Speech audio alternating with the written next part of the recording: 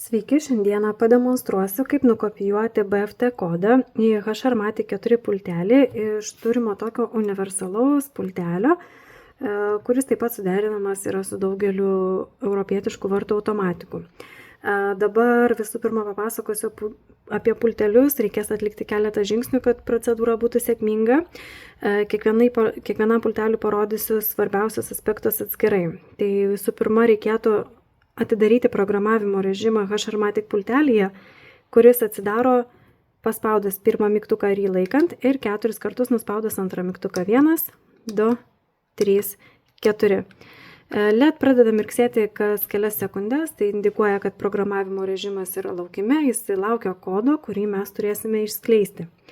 Dabar šiuo atveju šiame pultelyje, šiame mygtuke, trečiame jau yra įrašytas BFT kodas. Šis mygtukas veikia su mūsų vartų automatika, puikiai ją atidarinėja.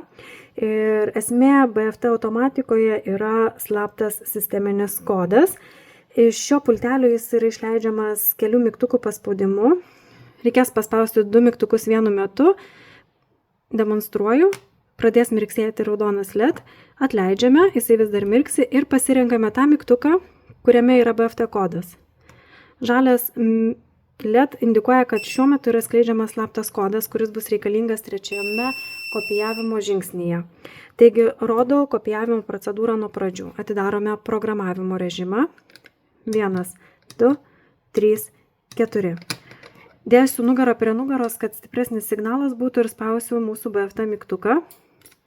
HRMATIC pultelio LED sustoja, jisai po kurio laiko vėl pradės mirksėti ir bus reikalingas mums slaptas kodas.